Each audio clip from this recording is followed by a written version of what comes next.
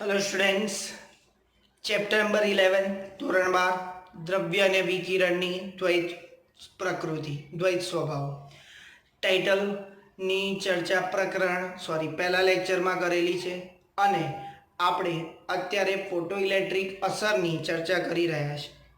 અત્યાર સુધી આપણે વર્ક ફંક્શન આપેલ ધાતુનું વર્ક ફંક્શન 50 જેનો એકમ છે વ્યવહારુ એકમ ઇલેક્ટ્રોન વોલ્ટ, એસઆઈ એકમ થાય જૂલ અને દરેક ધાતુ બદલાય એમ એ ધાતુનું વર્ક ફંક્શન બદલાતું હતું એની ચર્ચા કરેલી। ત્યારબાદ થ્રેશોલ્ડ આવૃત્તિ, થ્રેશોલ્ડ તરંગ લંબાઈની પણ ચર્ચા કરેલી।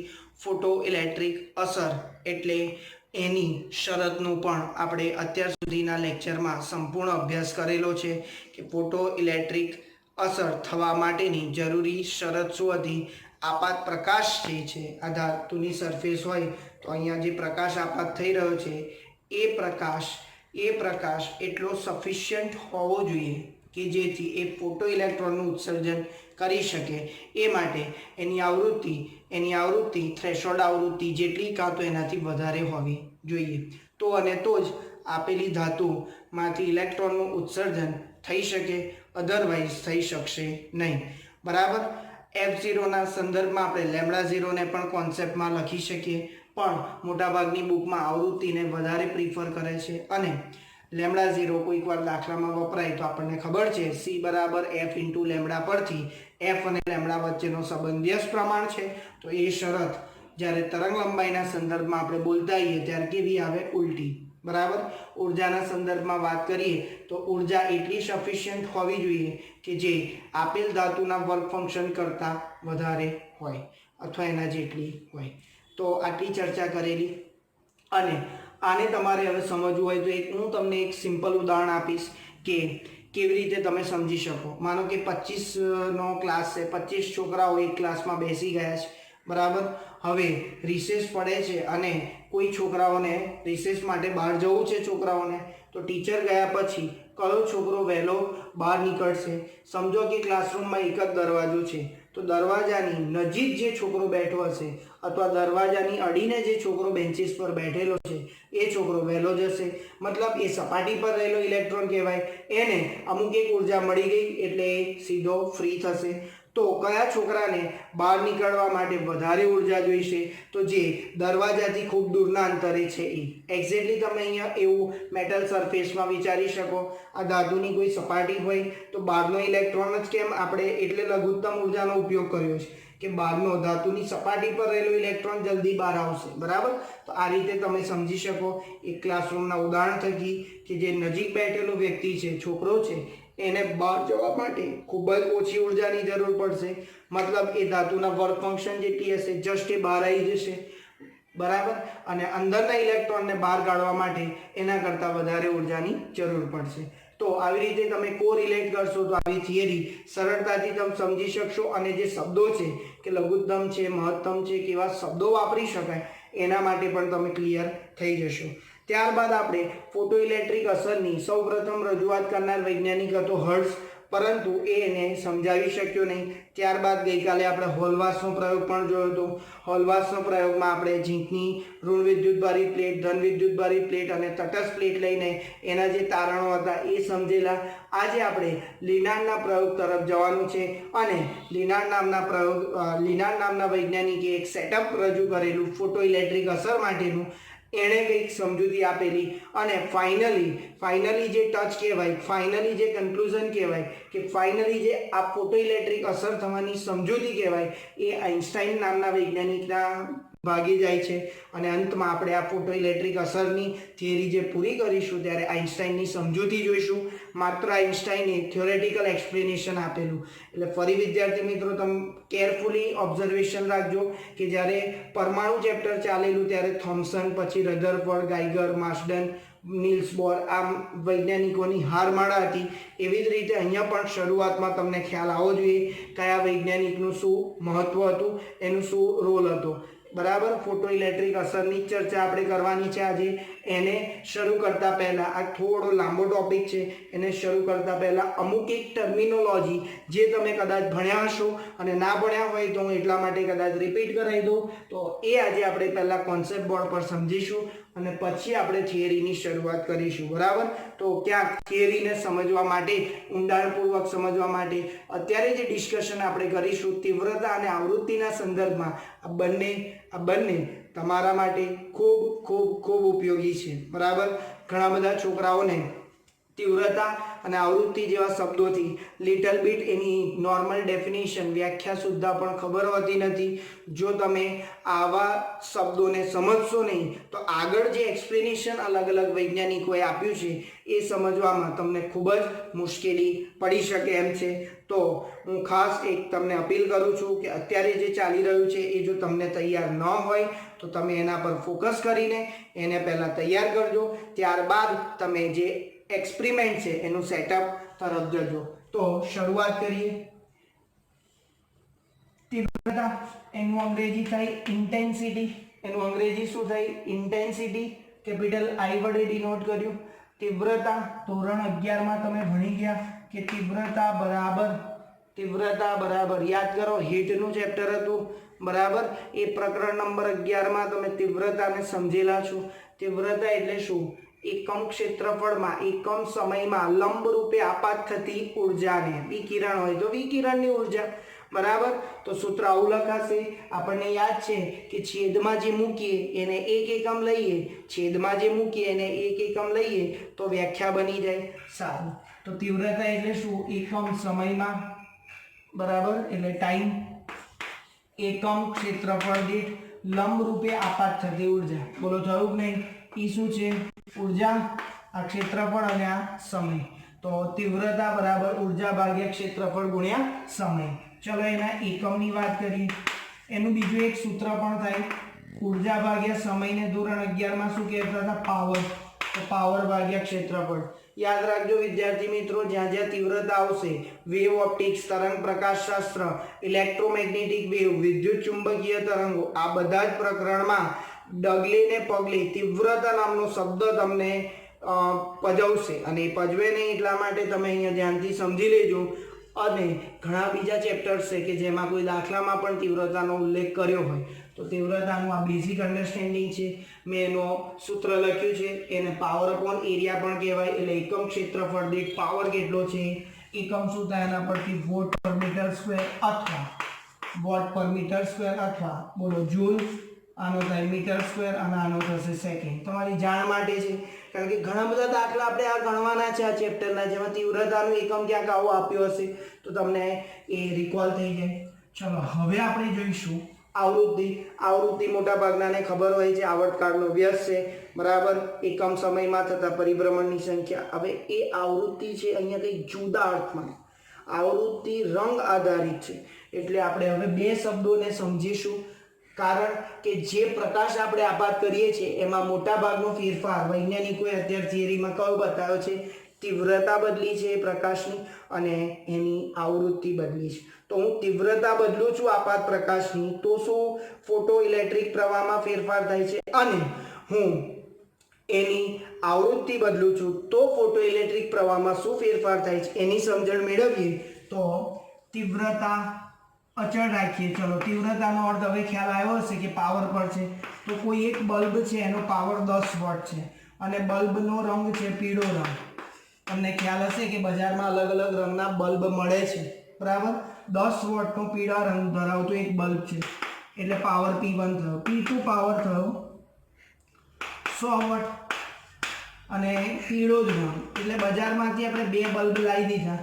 બંને યલો કલરના બલ્બ છે કે બંને યલો લાઇટ આપે છે, પરંતુ બંનેનો પાવર જુદો છે. પાવર જુદો છે તો શું જુદું થયું? તીવ્રતા. શું જુદું થયું? તીવ્રતા. તો આ કિસ્સામાં આપણે શું લખી શકીએ? આ કિસ્સામાં પાવર જુદો હોવાથી તીવ્રતા જુદી જુદી છે,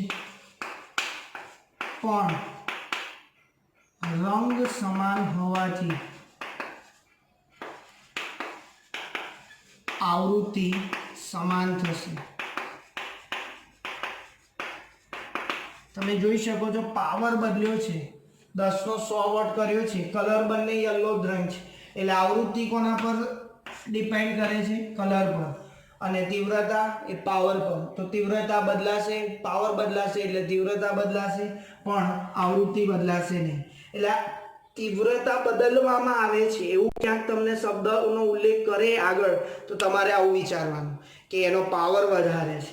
તીવ્રતા ઘટાડવી, પાવર ઘટાડવો, તીવ્રતા વધારવી, પાવર વધારવો.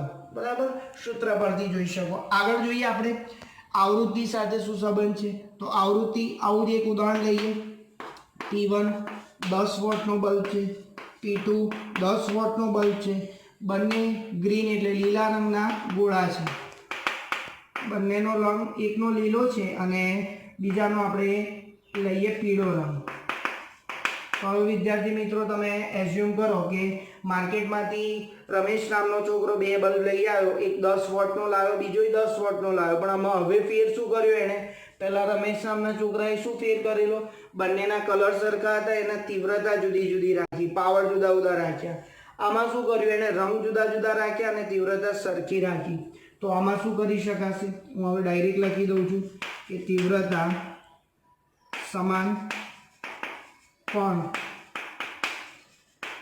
આવૃત્તિ બદલાશે. તો આપણે આ કોન્સેપ્ટ એટલા માટે તમારે યાદ રાખવાનો છે કે આ કોન્સેપ્ટ બેઝ જો તમે ભણશો આ કોન્સેપ્ટને વ્યવસ્થિત રીતે આ થિયરીમાં, તો તમારા આગળના ડાઉટ એકદમ ક્લિયર થઈ જશે, એકદમ ક્લિયર થઈ જશે. તો એટલું તો ખ્યાલ આવી ગયો કે મારે પાવર બદલવો છે, મારે પાવર બદલવો છે તો શું બદલવું પડશે? પાવર બદલવો છે તો શું બદલવું પડશે? તીવ્રતા. અને ફ્રીક્વન્સી બદલવી છે, આવૃત્તિ, તો રંગ બદલવો પડશે. ક્લિયર?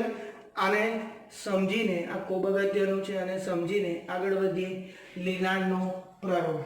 લેનાર્ડનો પ્રયોગ કઈ ઘટના માટે છે? તો આપણે હજી ઘટનાને છોડી જ નથી. જે ત્રીજી ઘટના હતી, ધાતુની સપાટીમાંથી ઇલેક્ટ્રોનને બહાર કાઢવા માટેની ત્રીજી રીત કઈ હતી? ફોટો ઇલેક્ટ્રિક ઉત્સર્જન, જેને અંગ્રેજીમાં કહેવાય ફોટો ઇલેક્ટ્રિક ઇફેક્ટ. તો ફોટો ઇલેક્ટ્રિક ઇફેક્ટ માટે લેનાર્ડનો પ્રયોગની રેખાકૃતિ દોરો અને એની રચના સમજાવો. આ પ્રશ્નની ચર્ચા આજે આપણે આ લેક્ચરમાં કરીશું. એના બીજો જે અભ્યાસ છે એની ચર્ચા નેક્સ્ટ લેક્ચરમાં આપણે કરીશું. બરાબર? તો આનું સેટઅપ તમે જુઓ તો અલગ અલગ બુકમાં થોડું જુદું હોય. થોડું જુદું એટલે બધાનો કહેવાનો મતલબ સેમ હોય. એનસીઆરટીની બેઠી આકૃતિ મેં દોરીશ, એનો અર્થ પણ હું તમને ડિટેલપૂર્વક સમજાવીશ. જો તમે હજી ઇલેક્ટ્રોસ્ટેટિક્સ બેઝ ભાગ 1 આખો ભણ્યો નથી અને તમે આ ચેપ્ટર ભણી રહ્યા છો, તો અમુક એક કોન્સેપ્ટ તમારે જે પ્રકરણ 3 અને પ્રકરણ 4માં આવશે એની થોડી ઇન્ફોર્મેશન હું આપી દઈશ. કારણ કે અત્યારે આપણે એ બે ચેપ્ટર ભણવાના નથી, પણ એ બે આધારિત કંઈક અહીંયા પેરામીટર આપણે ઉપયોગ કર્યા છે. બરાબર? તો એ ડિટેલપૂર્વક એ બે ચેપ્ટરમાં તમે ભણશો. તો અત્યારે કોને પ્રયોગ આપેલો? એક્સપેરિમેન્ટલ સેટઅપ, લેનાર્ડ નામના વૈજ્ઞાનિકે. તો શું છે? હવે આકૃતિ જોઈને ગભરાવાનું નથી. આકૃતિ એકદમ નાની છે, મેં તમને ક્લિયર દેખાય એટલે થોડી મોટી દોરેલી છે. એનસીઆરટીની બેઠી દોરી છે. તમે બુકનો ઉપયોગ કરી શકો, પણ પહેલાં સમજી લો આકૃતિ કેવી રીતે દોરવી. બરાબર? એક્ઝામમાં એક્ઝામિનર મેઇન આકૃતિ વધારે ચેક કરશે, ત્યારથી જ એને તમારો આઈડિયા આવી જશે કે તમે કેવી રીતે અન્ડરસ્ટેન્ડિંગ ધરાવો છો. ઓકે, એક કાચની શૂન્યાવકાશ નળી લીધી, મતલબ કે અંદર હવાના કોઈ કણો છે નહીં. આવું શા માટે કર્યું એની પણ તમને થોડી વાર પછી ખબર પડશે. શું કર્યું છે? એમાં અહીંયા એક ગેપ રાખી, એ ગેપમાં એણે બારી આપી, પ્રકાશને પ્રવેશવા માટે શું આપી? બારી. અને બારી શેની છે? Quartz window. વિન્ડો એટલે બારી. ક્વાર્ટઝ મટીરિયલ, ક્વાર્ટઝ બારી એક રાખી છે, તમે જોઈ શકો કે જેમાંથી અલ્ટ્રાવાયોલેટ કિરણો પ્રકાશ થાય છે. અલ્ટ્રાવાયોલેટ પ્રકાશના કિરણો આપાત થાય છે. પારજાંબલી કિરણો. બરાબર? UV rays. અને આપણને ખબર છે કઈક ધાતુની પ્લેટ તો હોવી જોઈએ ને, એટલે ફોટો સંવેદી સપાટી. ફોટો સંવેદી સપાટી જે આ ડાર્ક કરેલી બતાવી છે, ફોટો સેન્સિટિવ સરફેસ અથવા ફોટો સંવેદી પ્લેટ કે સપાટી, એ આ પ્રકાશના કિરણો સીધા અહીંયા આપાત થાય એવી એક ગોઠવણ કરવામાં આવી છે. તો શું કર્યું? શૂન્ય અવકાશ ધરાવતી એક કાચની નળી, એમાં એક વિન્ડો જે પ્રકાશને પ્રવેશવા માટે એક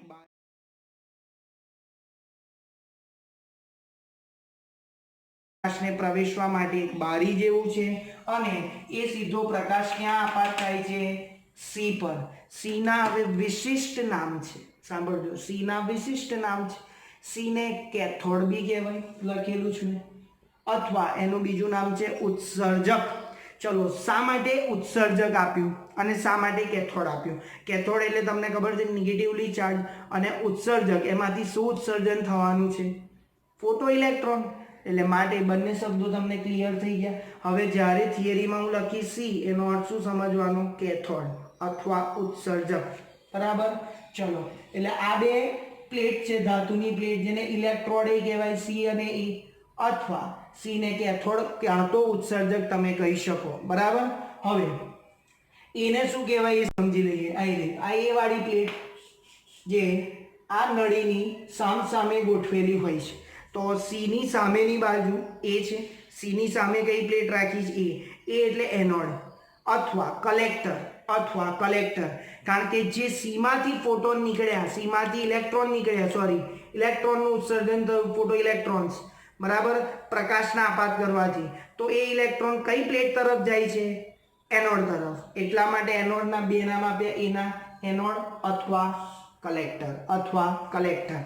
ખૂબ જ સહેલા નામ છે, ખાલી સમજણ તમારી ક્લિયર હોવી જોઈએ.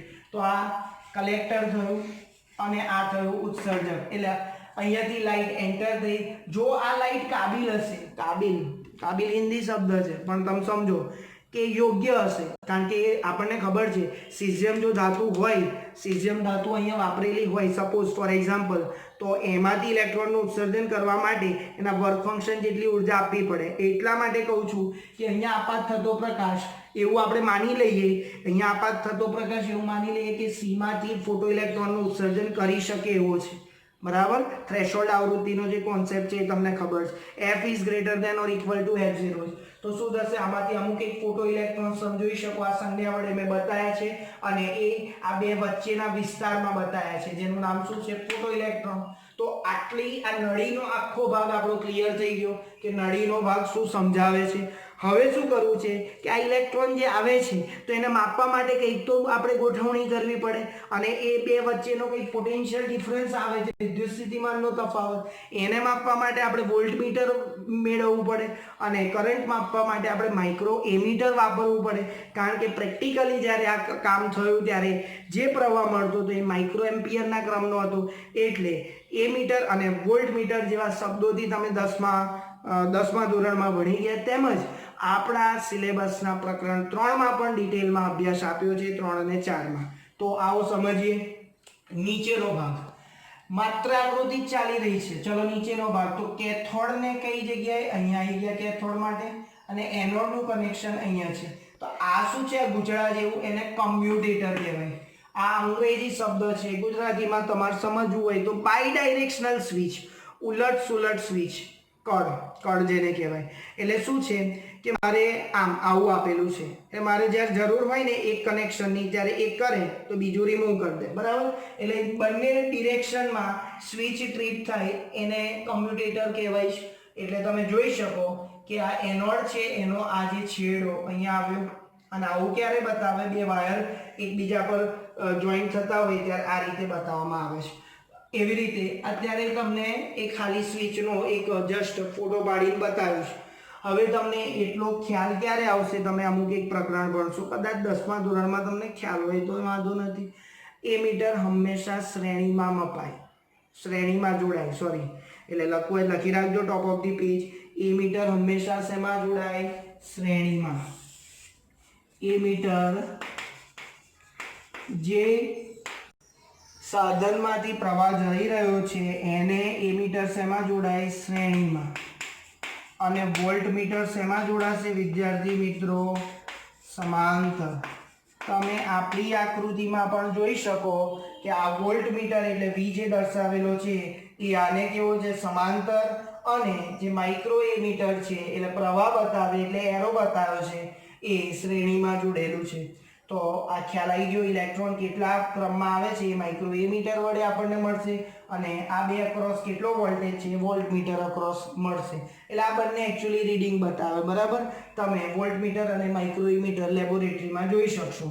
ઓકે, હજી આગળ શું બતાવ્યું છે? આ રિયોસ્ટેટ છે. રિયોસ્ટેટનું કામ શું છે? આ બધું 3 અને 4 ચેપ્ટરનું. રિયોસ્ટેટનું કામ શું છે કે બદલાતો જતો આપણે v નું મૂલ્ય બદલી શકીએ. r બદલવાથી શું બદલાશે? v બદલાશે. બરાબર, તો આ રિયોસ્ટેટ છે. એ અહીંયા હોય તો 0, વચ્ચે હોય તો કંઈક વેલ્યુ આવશે અને અહીંયા હશે. ધારો કે 30 વોલ્ટની બેટરી છે, 30 વોલ્ટ, તો એને હું આ છેડે રાખીશ તો 0 વોલ્ટ બતાવશે, અહીં રાખીશ તો અડધું બતાવશે 15 વોલ્ટ અને અહીં રાખીશ તો મેક્સિમમ બતાવશે. એટલે એના અલગ અલગ ટર્મિનલ છે એ પણ તમે લેબોરેટરીમાં જોઈ શકો. તો આ રિયોસ્ટેટ છે અને એની સાથે શું જોઈન કર્યું? બેટરી. હવે તમે ડાયરેક્ટ વિચારો આ ધન છેડો. બરાબર, તો આ ધન છેડો ડાયરેક્ટલી અત્યારેની પરિસ્થિતિ જોઈએ તો હું એક આ સ્વિચને ટ્રીપ કરી દઉં તો ધારો કે આ ધન છેડાને હું આની જોડે જોઈન્ટ કરું છું. બરાબર, આ બાય ડાયરેક્શનલ સ્વિચ મારફતે. તો એનોડ કેવો થઈ ગયો? ધન. તો એની સાપેક્ષે કેથોડ કેવો હશે? ઋણ. એટલે આપણે અભ્યાસ ફોટો ઇલેક્ટ્રિક પ્રવાહનો અભ્યાસ કરવા માટે આ પ્રકારની ગોઠવણ કરીશ. હવે હું તમને બીજી એક સહેલી આકૃતિ બતાવું. ધારો કે તમારે આવું ન કરવું હોય તો આખું કાઢી નાખો અને તમે અહીંયા આ એક બેટરી મૂકો. જ્યારે આ છેડો ધન હોય તો એને ધન જોડે, આ છેડો ઋણ હોય ત્યારે ઋણ જોડે. તમારી સમજણ માટે કહું છું. અને આ જ્યારે આ બેટરીની પોલારિટી ઉલટાઈ દો તો A આવશે ઋણ જોડે અને C આવશે ધન જોડે. જેથી કરીને આપણે જે આગળ એનાલિસિસ કરવાનું છે એ થઈ શકે. તો એ લોકો આટલું જ કહેવા માંગે છે. તો આઈ હોપ કે આખી તમને આકૃતિ ક્લિયર હશે. બરાબર, આગળ વધીએ કે એની રચના એટલે શું? આકૃતિને આબેહૂબ અંદર રજૂ કરવાની. બરાબર, એટલે મોટા ભાગની થિયરી લાંબી ન થાય એટલે આપણે આકૃતિ જેટલી ક્લિયર કટ દોરવાની અને એમાં બધા પેરામીટરના નામ આપી દેવાના, જેથી કરીને કે સામેવાળા જે એક્ઝામિનર છે એ કન્ફ્યુઝ ક્યારેય થાય નહીં. ઓકે, શરૂઆત કરીએ. હવે કઈ છે નહીં, તમને આકૃતિ આવડી તો ડેફિનેટલી અંદર શું કામ કરવું છે ને એ તમને આવડશે. શરૂઆત કરીએ કે આકૃતિમાં દર્શાવ્યા પ્રમાણે અહીંયા જોઈ શકો છો. આકૃતિમાં હું બંને રીતે બોલીશ. મારો હાથની મૂવમેન્ટ જે છે એ તમને સ્ટેટમેન્ટ શું કહે છે આઈડિયા આવશે. તો આકૃતિમાં દર્શાવ્યા પ્રમાણે આ વિન્ડો મારફતે એક યુવી રેઝને દાખલ કરવામાં આવે છે અને એ શેના પર આપાત થાય છે? C પર. C એટલે કેથોડ. આગળ નામ ડિટેલમાં આપેલું છે. ત્યારે ફોટો ઇલેક્ટ્રોનનું ઉત્સર્જન થાય છે અને આ ફોટો ઇલેક્ટ્રોનનું ઉત્સર્જન કઈ નળીમાં થાય છે? શૂન્ય અવકાશ ધરાવતી કાચની નળીમાં. એનોડ A ને C ની સાપેક્ષે ધન વિભવે રાખવામાં આવે છે. આ ધન વિભવ એટલે શું? બેટરીનું કનેક્શન. C ની સાપેક્ષે A નો છેડો કેવો છે? ધન. હવે સાપેક્ષ આવી એટલે સમજી લેજો. બેટરીની સંખ્યા આવી છે 2 વોલ્ટ હોય તો આ 0 હશે તો આ 2 +2. તો બેનો પોટેન્શિયલ ડિફરન્સ કેટલો થયો? બેનો પોટેન્શિયલ ડિફરન્સ કેટલો થયો? 2 વોલ્ટ. તમને ખબર છે આને વધુ ઊંચું સ્થિતિમાન અને નીચું સ્થિતિમાન કહેવાય. બરાબર, એટલે એ સેન્સમાં કહે છે કે આ કેવો છે? વધારે ધન, એની સાપેક્ષે આ ઓછો ધન. એટલે આ બે વચ્ચે કંઈક ચોખ્ખો વિદ્યુત સ્થિતિમાનનો તફાવત આપણે કમ્યુટેટર અથવા ઉલટ-સુલટ કળ દ્વારા બદલી શકીએ. ચલો આગળ જઈએ. ઉત્સર્જિત ઇલેક્ટ્રોનને એનોડ તરફ આકર્ષણ લાગે છે. આમ ઇલેક્ટ્રોનના વહનના લીધે વિદ્યુત પ્રવાહ રચાય. સિમ્પલ વસ્તુ છે. અહીંથી લાઈટ આવી, અહીંયાથી ફોટો ઇલેક્ટ્રોન નીકળ્યા. ફોટો ઇલેક્ટ્રોન નીકળશે, આ વધારે ધન છે, આ ઋણ છે. તો ઇલેક્ટ્રોન ઋણ અને આ ધન, તો એ બે વચ્ચે શું લાગશે? આકર્ષણ. આકર્ષણના લીધે આ ઇલેક્ટ્રોન, જે કાબિલ ઇલેક્ટ્રોન હશે, જેની ગતિ ઉર્જા વધારે હશે, બધા નહીં જાય પણ એમાંથી જેની ગતિ ઉર્જા વધારે હશે એ એનોડ તરફ આકર્ષણ પામશે. એટલે ઇલેક્ટ્રોનને જવા માટેની આપણને રસ્તો મળશે. એટલે સર્કિટ પૂરી થશે. તો અહીંયાથી આપણને માઇક્રો એમ્પિયર નામના માઇક્રો એમીટરમાંથી માઇક્રો એમ્પિયરના ક્રમનો વિદ્યુત પ્રવાહ મળશે. બરાબર, આગળ જોઈએ. જો હું અલ્ટ્રાવાયોલેટ કિરણો બંધ કરી દઈશ તો એ પ્રવાહ બંધ થઈ જશે, અટકી જશે. કોમન સેન્સ છે, ફોટો ઇલેક્ટ્રોન જ નહીં આવે તો વિદ્યુતનું વહન ક્યાંથી થવાનું છે? ઓકે, સાથે સાથે હમણાં જ મેં સમજાવ્યું C અને A ની ધ્રુવીયતા એટલે ધન અને ઋણ. ધ્રુવીયતા એટલે શું? પોલારિટી કહેવાય. ધન અને ઋણ. એ કમ્યુટેટર એટલે કે ઉલટ સુલટ વીજ કળ દ્વારા ઉલટાવી શકાય.